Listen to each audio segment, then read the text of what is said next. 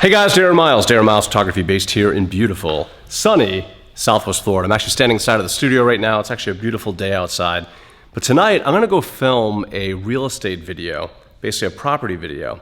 And I was thinking about this. I thought what I would do today is I wanna give you 5 key ingredients to making really effective and really beautiful real estate videos. So if you wanna know what those 5 things are, stick around, find out.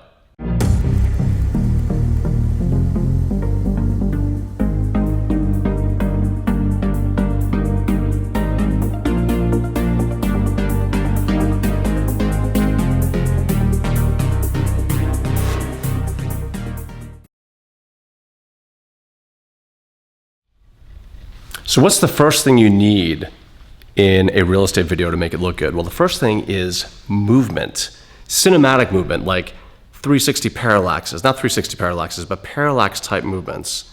And the best way to do that is with a gimbal. My personal gimbal of choice is the Xeon Crane 2, which is what I'm using right now. You can also pull off these moves with a camera slider. So if you have the slider on a tripod and you slide and turn at the same time, you create those parallax movements that kind of makes the background shift with you as you're moving with it. So it kind of feels a little bit like this. And if you can do that effectively in a scene, you can kind of bring the property or the room that you're filming to life.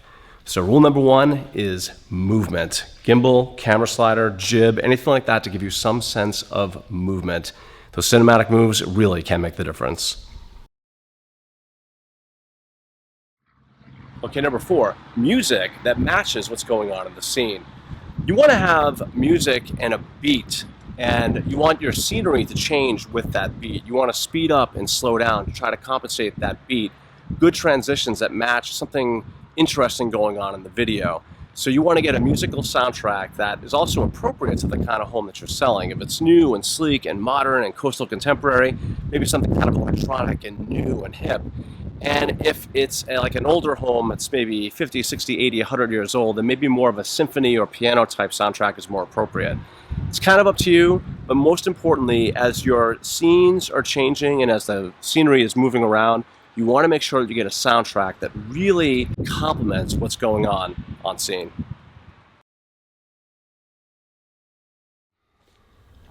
Number 3, you're going to need a camera that can shoot ISO very cleanly up to 3200 in video. And secondly, you want to have a camera that can do 60 frames per second. Typically, I'm shooting these things in 1080p. You can do 4K if you want to, but I don't think it's necessary because the overwhelming majority of your clients are going to be watching videos on screens this size, meaning that you really can't tell the difference between a 4K image and a 1080 image on a 7 or even 8-inch screen. So keep that in mind. But you want to have 60 frames per second because you want to have the ability to smooth out your footage and to speed up and slow down and still make it look really smooth and not too jittery. 60 frames per second kind of gives us that. Moreover, 60 frames per second also in well-lit, really cool places kind of gives it that lifelike kind of feeling. It's kind of video-y. It's definitely not that cinematic 24 frames per second. It definitely is more of a, it just kind of looks better and more like lifelike. More like lifelike? Looks more lifelike, but you know what I mean. Bottom line is get a camera that can do 60 frames per second, at least at 1080. If you can do 4K, again, that's up to you. Choose through a lot of memory, like a lot of hard drives that way. I don't like to shoot in 4K because I just don't think it's necessary yet. At some point in the future, maybe, but as of right now, given that most people are watching this stuff on mobile devices, I don't think you need 4K. A wide-angle lens with a wide aperture is the second thing that you need for effective real estate videos. Right now, I'm utilizing the 14mm f2.8 from Samyang, but you can also utilize a bigger lens, like a 14-24 from Sigma. They'd have to be adapted onto the Sony. You could utilize the 18mm f2.8 Batis from Zeiss, the 14mm f1.8 from Sigma, etc. There's a lot of options out there.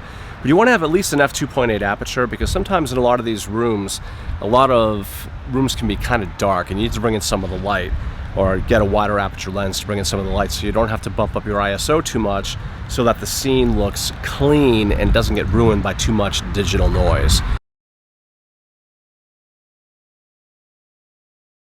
Arguably the most important thing in this entire thing is time. The simple fact of the matter is our attention span is very, very, very short today. We're being inundated with stuff, emails, ads on YouTube. YouTube is huge, Instagram, etc. There's advertisements coming in everywhere, and you need to be able to grab and hold people's attention for 30 seconds to a minute, at the absolute most a minute and a half. The simple fact of the matter is, if you look at a video, let's say you're searching or browsing through YouTube, and you come up on a video that you see that you kind of want to watch, but then you see it's 15 minutes. You're like, that's going to be something I'm going to have to sit down and wait and watch later. But if you see a video that's 45 seconds or a minute or maybe a minute and a half, you might be compelled to watch that maybe in the car at a red light because you don't want to do that while you're driving. Maybe you want to do it in between sets at the gym, etc. Bottom line is, you want to keep these videos 45 seconds to a minute and a half long at the absolute most to capture, hold, and keep your audience's attention for just that amount of time. So your scenes better be quick, they better change all the time, it better be cinematic, it better have a really good soundtrack, it better look beautiful, etc. Because you want to hold those people's attention for 45 seconds to a minute, 45 seconds to a minute and a half, and that's all. So don't go any longer if you can avoid it. So there you have it. Those are my 5 tips to make better real estate videos. Number 1 is you want to make sure you have cinematic movement. Get a camera slider or a gimbal. Number 2, a wide angle lens, 14 to 18 to most 24 millimeters wide with a wide aperture, at least f2.8. If you can afford the Sigma f14 millimeter f1.8, get it because it's great in low lit rooms. The beauty of super wide angle lenses is that even at f1.8, a huge chunk of that 3-dimensional space out in front of you is still going to be rendered in focus. So even at f1.8 at 14 millimeters, you still have a lot of depth of field to play with.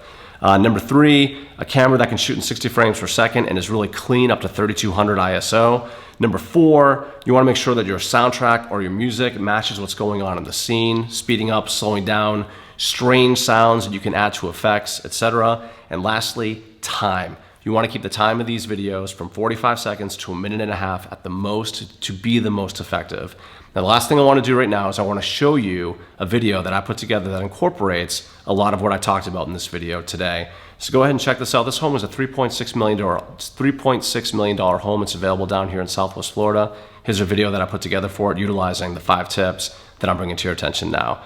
Darren Miles Photography, based here in beautiful, sunny Southwest Florida. If you like videos like this, give me a like, or better yet, subscribe. And until the next time, happy filming and check out that video.